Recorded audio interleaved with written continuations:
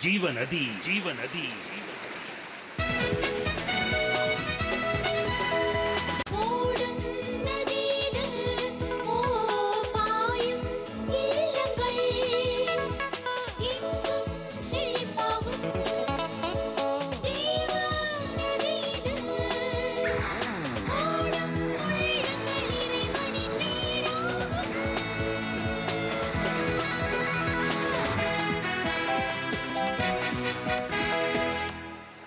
ஜீவநதி ஜீவன்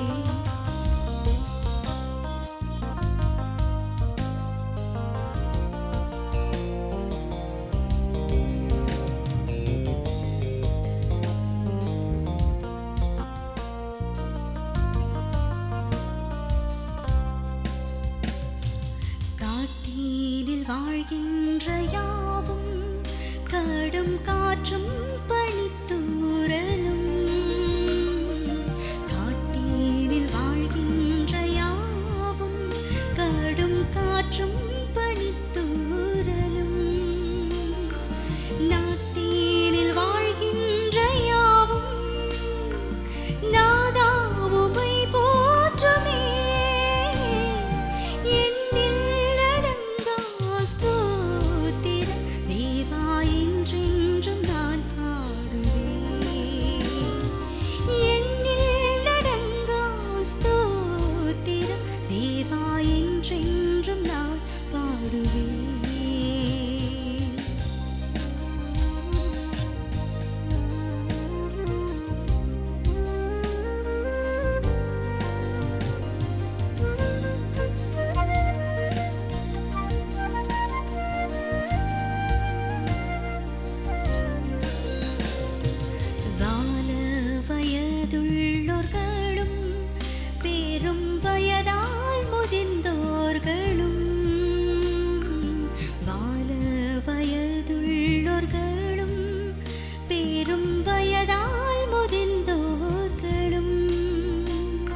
பாலகத்தம் வாயினாலும் பாடி உமை போற்றுவார்.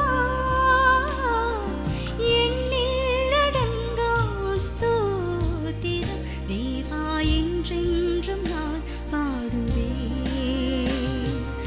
இந்நாள் வரை என் வாழ்விலே, இந்நாள் வரை என் வாழ்விலே நீ செய்த நன்மைக்கே எண்ணில் அடங்கா ஸ்தோத்திரம் தேவா என்றென்றும் நான் பாடுவேன். தேவா என்றென்றும் நான் பாடுவேன். தேவா என்றென்றும் நான் பாடுவேன்.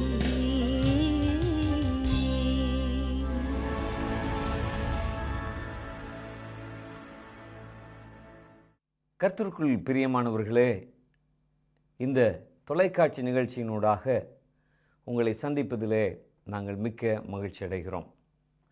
இது கர்த்தர் நமக்கு கொடுத்திருக்கிறதான ஒரு பெரிய ஆசீர்வாதம். ஏனென்றால் தேவனுடைய செய்தியின் மூலமாக ஜனங்கள் எல்லா இடங்களிலும் ஆசீர்வதிக்கப்படும்படியான ஒரு கிருபையை கர்த்தர் இந்த நாட்களிலே அதிகமாய் செய்து வருகிறார். தேவனுடைய நாமத்திற்கு மகிமை உண்டாவதாக. பரிசுத்த வேதாகமத்தில் ஏசாயா தீர்க்கதரிசியின் புத்தகத்திலே 58ஆம் அதிகாரத்தின் 11வது வசனம் இப்படி சொல்கிறது: கர்த்தர் நித்தமும் உன்னை நடத்தி மகா வறட்சியான காலங்களில் உன் ஆத்துமாவை திருப்தியாக்கி உன் எலும்புகளை நினமுள்ளதாக்குவார். நீ நீர்ப்பாய்ச்சலான தோட்டத்தைப் போலவும் வற்றாத நீரூற்றைப் போலவும் இருப்பாய். வாசிக்கப்பட்ட இந்த வசனங்கள் தேவன் மனிதனை ஆசீர்வதிப்பேன் என்று வாக்கு பண்ணுகின்ற வார்த்தைகள். ஒருவேளை இந்த நாளிலே நீங்கள் என்னையும் ஆசீர்வதிக்க ஒருவர் உண்டோ, என் தேவன் என்னை ஆசீர்வதிக்க மாட்டாரோ கேள்விகளோடு அமர்ந்து கொண்டு இருக்கலாம். என் அருமையான சகோதர சகோதரிகளே, இங்கே வாசிக்கப்பட்ட இந்த வார்த்தை கர்த்தருடைய வாக்குத்தத்தம் என்று நாம் பார்க்கின்றோம்.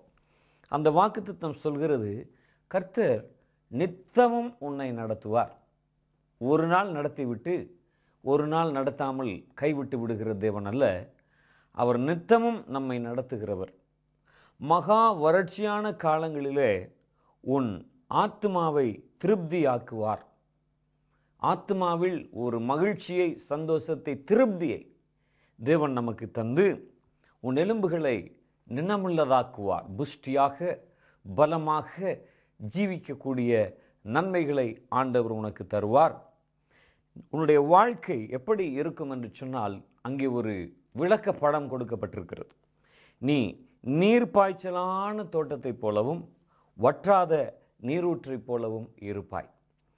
அதாவது நீங்கள் உலகத்திலே பார்த்தீர்களானால் நீர் பாய்ச்சாத தோட்டம் வறண்டு போய் வாடி போயிருக்கும். ஆனால் ஆண்டவர் சொல்லுகிறார், உன்னுடைய வாழ்க்கை வாடி வறண்டு போன வாழ்க்கையாக இருக்காது. உன்னுடைய வாழ்க்கை எப்படி இருக்கும் என்றால், நீ நீர் பாய்ச்சல் உள்ள ஒரு தோட்டத்தை பார்க்கும் பொழுது அது எவ்வளவு பச்சை பசேல் என்று காட்சியளிக்கிறது, அது எவ்வளவு செழுமையாய் காட்சியளிக்கிறதோ, அதில் கனிகள் பூத்து குலுங்கி காணப்படுகிறதோ, அதுபோல அங்கே ஒரு பெரிய அழகு காணப்படும் அல்லவா? அதுபோல நான் உன்னுடைய வாழ்க்கையை நான் ஆசீர்வதிப்பேன் என்று கர்த்தர் வாக்கு பண்ணுகிறார். அதே நேரத்திலே வற்றாத நீரூற்றை போல நீ இருப்பாய். சில ஊற்றுகளை பார்த்தால் அது வற்றி போயிருக்கும். அந்த வற்றி போன ஊற்றிலே பிரயோஜனம் ஒன்றும் இல்லை. ஐயோ, தாகத்திற்கு அங்கு போய் எதையாவது குடிக்கலாமா என்று பார்த்தால் அங்கு அந்த ஊற்று வற்றி போனதினாலே அந்த கிணற்றிலே தண்ணீர் இல்லாமல் போயிருக்கிறது என்று சொல்லுவார்கள். ஆனால் நம்முடைய வாழ்க்கையிலே, கிறிஸ்துவை விசுவசிக்கின்ற நம்முடைய வாழ்க்கை ஒரு வற்றி போன ஊற்றாக அல்ல. ஐயோ, யாரும் வந்து பார்த்து இந்த ஊற்று வற்றி போய்விட்டதே, அதனால் கிணற்றில் தண்ணீர் இல்லையே, இதனால் ஒரு பிரயோஜனமும் இல்லையே என்று கிறிஸ்துவை விசுவசிக்கின்ற ஒரு மனிதனை பார்த்து கேலி செய்கிற அளவுக்கு அல்ல. ஆண்டவர் நம்மை வற்றாத நீரூற்றை போல நாம் செழிப்பாக இருப்பதற்கும், அந்த வற்றாத நீரூற்றின் மூலமாக பிறர் ஆசீர்வாதமாய் வாழ்வதற்கும் தான் தேவனுடைய ஜனங்களை ஆண்டவர் உலகத்திலே வைத்திருக்கிறார். கர்த்தருடைய நாமத்திற்கு மகிமை உண்டாவதாக. ஆண்டவர் தம்முடைய வாக்குத்தத்தத்தின்படியாக இதை செய்ய வல்லவர். ஆனால் இப்படி செய்வதற்கு சில நிபந்தனைகளை ஆண்டவர் வேதத்திலே எழுதி வைத்திருக்கிறார். அநேகர் இந்த வேதத்தின் ஒரு வசனத்தை எடுத்துவிட்டு இப்படி எழுதப்பட்டிருக்கிறது, நான் ஆசீர்வாதமாக இருப்பேன் என்று சொல்வார்கள். ஆனால் அது முழுமையானது அல்ல. இன்றைய நாளிலே இந்த ஆசீர்வாதங்களை தேவ பிள்ளைகளாகிய நாங்கள் பெற்றுக்கொள்வதற்கு இந்த சொல்லப்பட்டது போல நீர்ப்பாய்ச்சலான தோட்டத்தைப் போலவும் வற்றாத நீரூற்றைப் போலவும் செழிப்பான ஒரு வாழ்க்கை வாழ்வதற்கு ஆண்டவர் சில காரியங்களை வைத்திருக்கிறார்.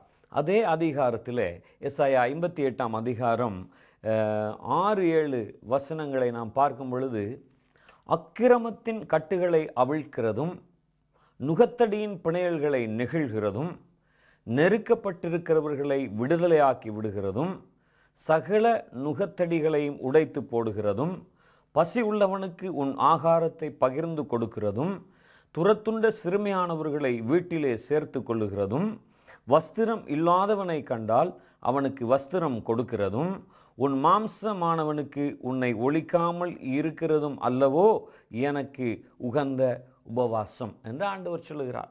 மேலே வாசிக்கப்பட்ட இந்த காரியங்களை எல்லாம் தேவனுடைய ஜனங்கள், தேவனை நேசிக்கிற பிள்ளைகள் செய்ய வேண்டுமாம். அங்கே அவ்வளவு காரியங்களை செய்யும் பொழுது பசியோடு ஒருவன் வருகிறான், அவனுக்கு ஆகாரம் கொடுக்க வேண்டும்.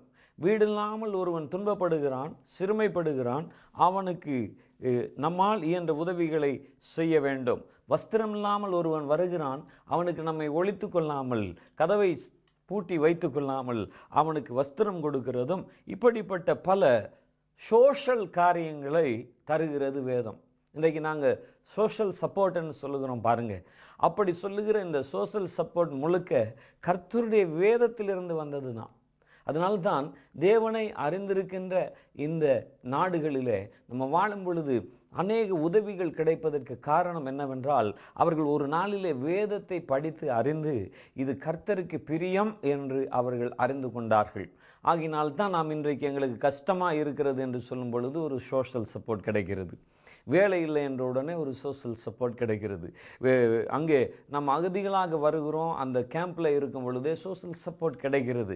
அவர்கள் நமக்கு தர வேண்டும் என்பது அல்ல, ஆனால் கர்த்தருடைய வேதம் அப்படி சொல்லுகிறபடியினாலே அங்கே இந்த வேதத்தின் அடிப்படையில் தான் இந்த சட்டங்கள் எல்லாம் இயற்றப்பட்டிருக்கிறது என்பதை நாம் மறந்து போகக்கூடாது. வேதத்தில் நம்ம பார்க்கும் பொழுது அந்த ஏசாயா 58 அதிகாரத்தில் 8வது வசனம் சொல்லுகிறது, அப்பொழுது, அதாவது நீ இவைகளையெல்லாம் செய்யும் பொழுது விடியற்கால வெளுப்பை போல உன் வெளிச்சம் எழும்பி உன் சுக வாழ்வு சீக்கிரமாய் துளிர்க்கும், உன் நீதி உனக்கு முன்னாலே செல்லும், கர்த்தருடைய மகிமை உன்னை காக்கும். அடுத்த 9ஆம் வசனத்தில் பார்க்கும் பொழுது, அப்பொழுது நீ இப்படியெல்லாம் செய்வாயானால், இப்படி ஜனங்களை நேசிப்பாயானால், நீ கூப்பிடுவாய், கர்த்தர் உனக்கு மறு உத்தரவு கொடுப்பார். நீ சத்தமிடுவாய், இதோ நான் இருக்கிறேன் என்று சொல்லுவார் என்று சொல்லி அங்கே வேதத்திலே வாசிக்கின்றோம். இன்னும் 10ஆம் வசனத்தில் நம்ம பார்க்கும் பொழுதும், பசி உள்ளவனிடத்தில் உன் ஆத்மாவை சாய்த்து சிறுமைப்பட்ட ஆத்மாவை திருப்தியாக்கினால், அழகா சொல்றாரு.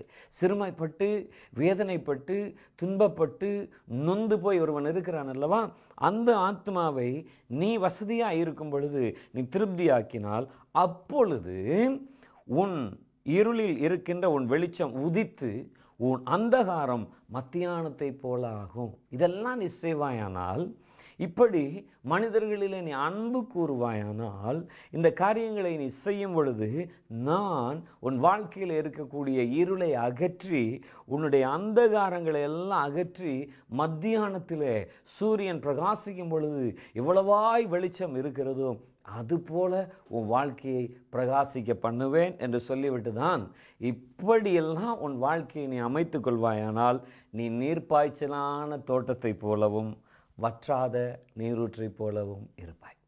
பிரியமானவர்களே, வேதத்தின் ஒரு வார்த்தையை எடுத்து நாம் ஆசீர்வாதங்களை பெற்றுக்கொள்ளக்கூடாது. அப்படி ஆசீர்வாதம் வரும் என்று தப்பாக எண்ணவும் கூடாது. அதனுடைய முழு பகுதியை நாம் பார்க்கும் பொழுது ஆண்டவருடைய இருதயம் தெரியும். ஆண்டவரிடத்தில் எப்படி ஆசீர்வாதத்தை பெற்றுக்கொள்வது என்பது தெரியும். இன்றைக்கு அநேக தடவைகளிலே நாம் சுயநலமாய் வாழுகின்ற அநேகரை பார்க்கிறோம்.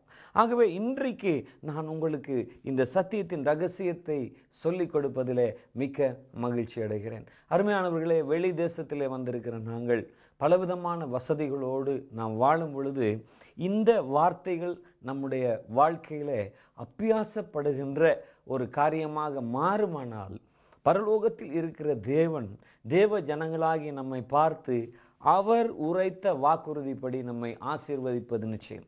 பிரியமானவர்களே, இலங்கை தேசத்தை நாம் மறந்து போய்விடக்கூடாது. நம்முடைய தேசத்திலே துயரத்தின் பாதையிலே செல்கிறவர்களை நாம் மறந்து போய்விடக் கூடாது. சுகங்களை இழந்து, சொத்துக்களை இழந்து, வேதனையும் கண்ணீரும் நிறைந்து போயிருக்கின்ற மக்களை நாம் மறந்து போய்விடக் கூடாது. அநீதியினாலே இன்னமும் வேதனைப்படுகின்ற நம் மக்களை நாம் மறந்து போய்விடக் கூடாது. தேவைகள் எவ்வளவோ இருக்கும் பொழுது அந்த தேவைகளின் மத்தியிலே கண்ணீரோடு அடுத்த வேளை உணவு எப்படி எனக்கு கிடைக்கும் என்று எண்ணி வாடிக்கொண்டிருக்கிற நம்முடைய மக்களை நாம் மறந்து போகக்கூடாது.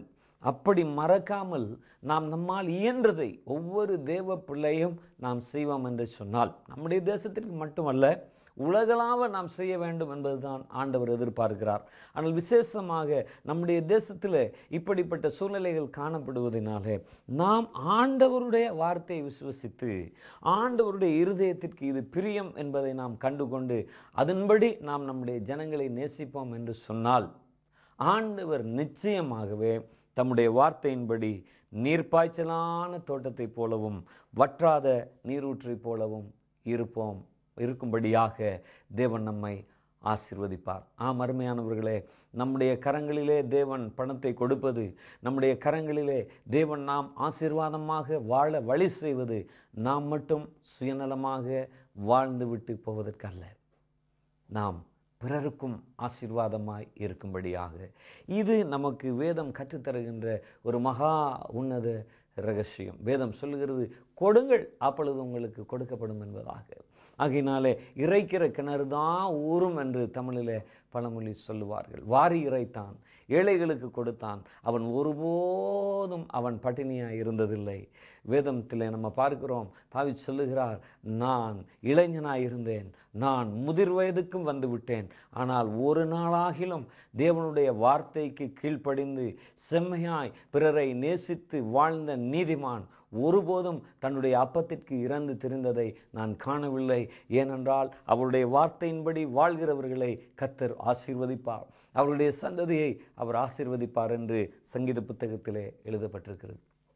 அதே தேவனைத்தான் நாங்கள் இன்றைக்கு ஆராதிக்கிறோம். இன்றைக்கு உங்களுடைய ஆசீர்வாதம் பெருக்கெடுக்க வேண்டுமானால் நாம் தரித்திரமாக இருக்கிறவர்களை, குறைவுள்ளவர்களை ஒருபோதும் மறந்து போகிறவர்களாக இருக்கக்கூடாது.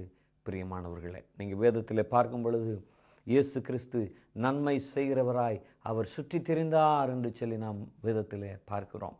இன்றைக்கு இருக்கக்கூடிய வசதிகள் ஆண்டவருக்கு அன்று இருக்கவில்லை.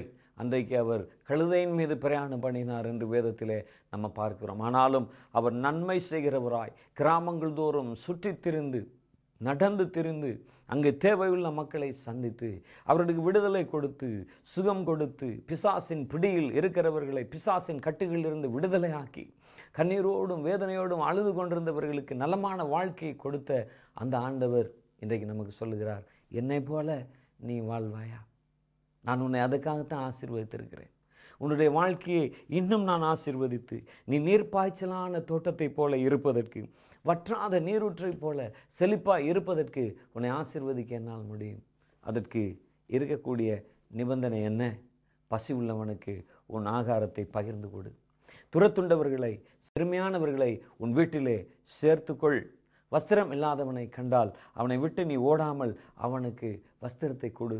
உன் மாம்சமானவனுக்கு உன்னை ஒழிக்காமல் இரு. அப்படி நீ செய்வாயானால் பரலோகத்தில் இருக்கிற பிதாவாகிய நான் உன்னை பார்த்து உன்னை நான் ஆசீர்வதிப்பேன் என்று சொல்லுகிறார். இது பெரிய ஒரு ரகசியம். பிரியமானவர்களே, கொடுங்கள். ஏழை மக்களை மறவாதிருங்க. இலங்கை தேசத்தில் நம்முடைய ஜனங்களை மறவாதிருங்கள். கர்த்தர் அப்பொழுது உங்களை மறக்கவே மாட்டார்.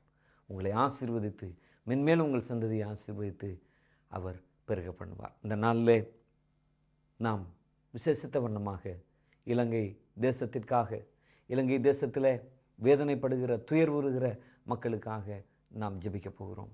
ஆண்டவர் நிச்சயமாக அவர்களுக்கு கிருபை கொடுப்பார், அவர்களுக்கு சமாதானம் கொடுப்பார்.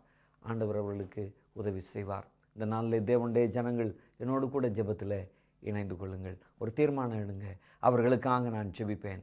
இலங்கை தேசத்தில் இருக்கிற என் ஜனங்களுடைய துன்பத்துக்காக ஜெபிப்பேன். அவர்களுடைய வறுமை நீங்க ஜெபம் பண்ணுவேன். அவர்களுக்காக நான் போராடி உபவாசித்து ஆண்டவருடைய சமூகத்தில் மன்றாடுவேன், பிரார்த்தனை செய்வேன். அவர்களுடைய துயரங்கள் நீங்கும்படியாக நான் பிரார்த்தனை செய்வேன் என்று நாம் அவர்களுக்காக ஜெபிக்கும் பொழுது, அவர்களுக்காக உதவி செய்ய முன்வரும் பொழுது கர்த்தர் உங்களை ஆசீர்வதிப்பார். ஜெபம் செய்வோம். அன்பின் பரலோக பிதாவே, உம்முடைய இருதயத்திற்கு பிரியமானபடி நாங்கள் நடக்கும் பொழுது கர்த்தாவே, நீங்கள் எங்களை ஆசீர்வதிக்கிற தேவனாக இருக்கிறீங்க. இன்றைக்கும் ஆண்டவரே, இலங்கை தேசத்தில் இருக்கிற துன்பப்படுகிற, துயரப்படுகிற, வேதனைப்படுகிற, கண்ணீர் விடுகிற, அநீதியின் நிமித்தமாக துடித்து கொண்டு இருக்கிற, சரியான உதவியற்று கவலையோடு கண்ணீர் வழித்து கொண்டிருக்கிற ஒவ்வொரு குடும்பங்களுக்காகவும் நாங்கள் ஜெபிக்கிறோம்.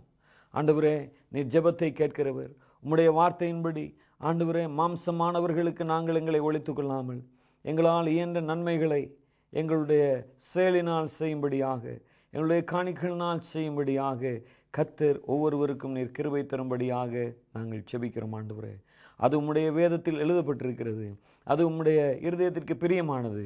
அப்படி நாங்கள் செய்யும் பொழுது நீ வற்றாத நீரூற்றை போல இருப்பாய், நீர்ப்பாய்ச்சலான தோட்டத்தைப் போல செழிப்பாய் இருப்பாய் என்கிற வாக்குத்தத்தங்களை நாங்கள் எங்களுக்கு சொந்தமாக்கிக் கொள்கிறோம்.